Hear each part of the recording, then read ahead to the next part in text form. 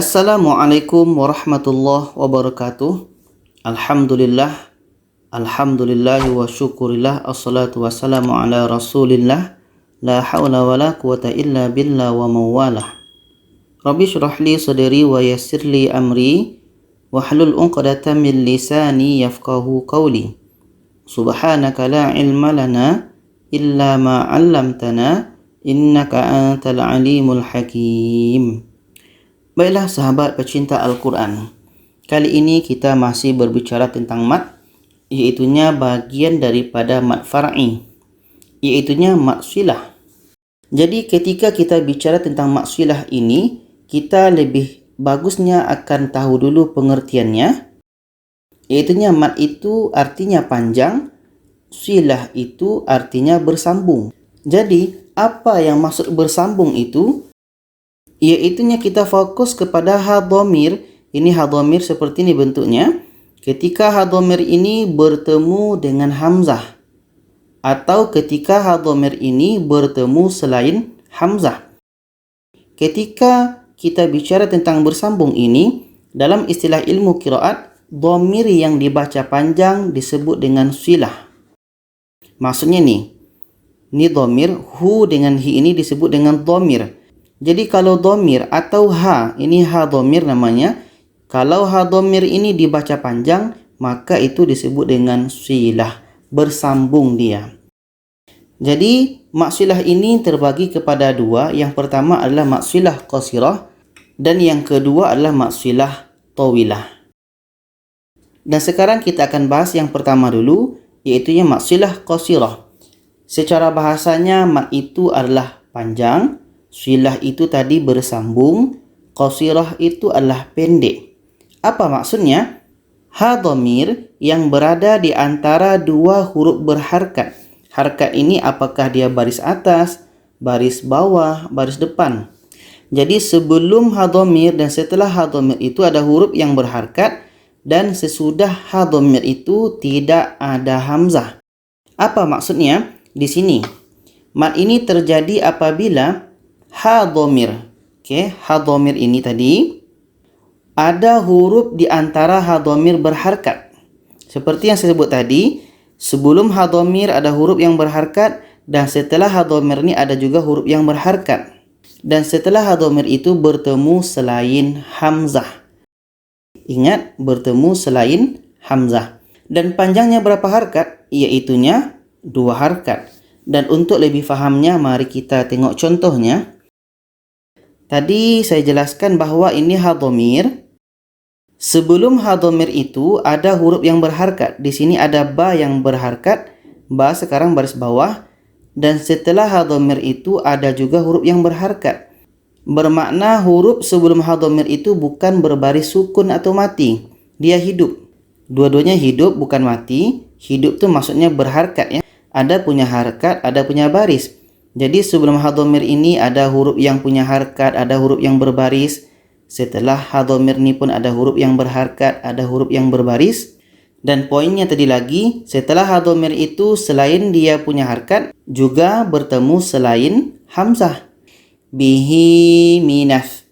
Ha dhamir bertemu selain hamzah. Ini mad silah qasirah. Seterusnya, di sini ini ada ha dhamir. Sebelumnya berharkat, setelahnya berharkat, dan setelah ha dhamir itu juga bukan hamzah. Bermakna ini mad silah qasirah. Dibaca panjang 2 harkat. Mithlihi wad'u. Mithlihi wad'u. Kalau ini tadi bihi minas samarat. Bihi minas samarat. Jadi, dalam mad silah qasirah ini ada pengecualian, ya. Okey, di sini. Seperti yang saya jelaskan tadi, ini ha dhamir baru terjadi mad silah qasirah itu kalau sebelumnya berharkat. Tapi ini sebelumnya tidak berharkat, dia mati, berbaris sukun atau mati. Fihi. Fihi. Sepatutnya ini bukan mad silah qasirah. Tapi pengecualian untuk surah Al-Furqan ayat 69 ini termasuk mad silah qasirah. Di sini syaratnya. Sebelum ha dhamir berbaris sukun atau mati, ini dibaca panjang. Jadi ini pengecualian ya. Pengecualian untuk surah Furqan ini pada ayat 69, fihi muhana. Dan seterusnya ini surah Az-Zumar. Tadi syaratnya adalah ada ha dhamir, sebelumnya huruf berharkat dan setelahnya huruf berharkat. Tadi syaratnya adalah kalau ada ha dhamir, sebelumnya huruf berharkat dan setelahnya huruf berharkat itu masuk maksilah qasirah. Tapi ini khas untuk surah Az-Zumar ini tidak termasuk maksilah qasirah. Sebelum ha dhamir berharkat ini dibaca pendek. Maksudnya untuk dua contoh ini dalam Al-Quran pengecualian ya. Hanya dua ini dalam Al-Quran yang pengecualian untuk maksilah qasirah. Okey, untuk mudah fahamnya, saya akan buat seperti ini. Ini untuk Al-Quran cetakan Madinah. Biasanya kalau di Malaysia ini banyak digunakan Al-Quran cetakan Madinah. Kalau ini bawahnya adalah Al-Quran cetakan Indonesia. Jadi untuk fahamnya maksilah qasirah ini, pertama untuk cetakan Madinah dulu ya. Di sini ada ha dhamir berbaris waw kecil. Dan yang kedua, ada ha dhamir berbaris ya kecil. Pastikan ada ha dhamir berbaris waw kecil atau ha dhamir berbaris ya kecil. Setelahnya itu bertemu selain hamzah. Ini huruf mim, ini huruf hu. Bermakna ini maksilah qasirah. Dan untuk Al-Quran cetakan Indonesia di sini, ini ha dhamir ada berbaris seperti angka 6. Dan di sini ada ha dhamir berbaris alif kecil. Kalau ada ha dhamir berbaris seperti angka 6 dan ada ha dhamir berbaris alif kecil dan setelah ha dhamir selain hamzah, ini pun selain hamzah, maka ini maksilah qasirah. Sekarang kita masuk maksilah tawilah. Mad artinya panjang, silah itu tadi bersambung, tawilah juga panjang. Apa maksudnya? Bacaan yang dibaca panjang ketika bersambung. Bersambung dengan apa? Iaitunya ketika ha dhamir yang berada di antara dua huruf berharkat, sama ya dengan maksilah qasirah tadi, ha dhamir yang berada di antara dua huruf berharkat dan sesudahnya atau setelah ha dhamir itu ada hamzah. Jadi apa pahaman kitanya? Maksilah tawilah ini terjadi ketika ha dhamir, huruf di antara ha dhamir itu berharkat, maksudnya sebelum ha dhamir berharkat, setelah ha dhamir berharkat dan bertemu dengan hamzah. Jadi perbedaannya dengan maksilah qasirah tadi hanya terletak pada sini. Kalau qasirah tadi bertemu selain hamzah, kalau tawilah bertemu dengan hamzah. Dan panjangnya 4 hingga 5 harkat. Sekarang kita lihat contohnya untuk lebih mudah fahamnya. Di sini saya akan bawakan contoh bagi Al-Quran cetakan Madinah. Yang ini cetakan Madinah dan yang ini cetakan Indonesia. Jadi sebelumnya kita mesti kenali dulu ya, Al-Quran kita cetakan mana. Kalau di Malaysia ini rata-rata cetakan Madinah, tapi ada juga satu-satu saya temukan yang cetakan seperti cetakan Indonesia. Jadi di sini ha dhamir sebelumnya berbaris, setelahnya berbaris dan setelah ha dhamir ini bertemu dengan hamzah. Poinnya adalah ha dhamir bertemu dengan hamzah.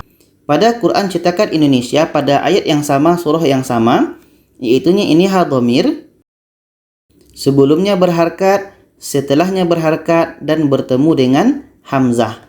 Bihi ayyusal. Kita baca 4 hingga 5 harkat. Bihi ayyusal. Okey, ha dhamir bertemu dengan hamzah, poinnya. Sedangkan untuk surah Al-Baqarah ayat 23, jadi sebelum ha dhamir itu ada huruf yang berbaris, setelah ha dhamir ada huruf yang berbaris dan bertemu dengan hamzah. Ini maksilah tawilah. Jadi poinnya adalah kalau ada ha dhamir bertemu dengan hamzah. Ha dhamir bertemu dengan hamzah. Sama di sini untuk cetakan Indonesia.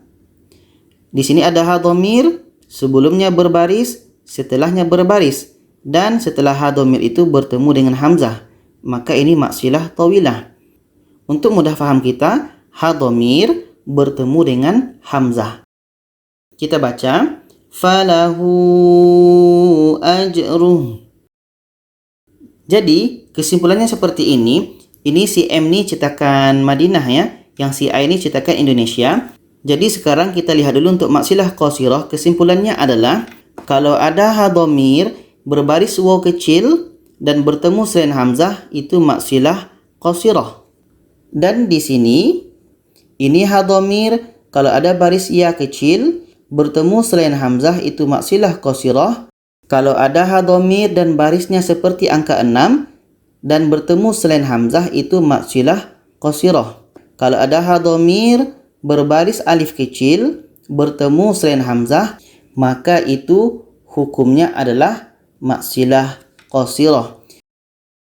Sedangkan untuk mak silah tawilah, untuk cetakan Madinahnya, di sini ada ha dhamir, ada ya kecil dan tanda mat bertemu dengan hamzah. Dan di sini ada ha dhamir baris waw kecil dan tanda mat bertemu dengan hamzah. Untuk cetakan Indonesia, di sini ada ha dhamir baris alif kecil dan tanda mat bertemu dengan hamzah. Dan untuk di sini ha dhamir baris seperti angka 6 dan tanda mat bertemu dengan hamzah. Maka hukumnya adalah mak silah tawilah. Secara garis besarnya, kalau ha dhamir itu dibaca panjang dan bertemu selain hamzah, itu mak silah qasirah. Dan kalau ada ha dhamir itu dibaca panjang bertemu dengan hamzah, maka itu adalah mak silah tawilah. Okey, itu saja. Mudah-mudahan kita bisa memahaminya dan kita pun bisa meningkatkan kualitas bacaan Al-Quran kita. Jangan lupa share video ini kepada yang lainnya supaya lebih ramai lagi yang mengambil manfaatnya. Terima kasih. Wassalamualaikum warahmatullahi wabarakatuh.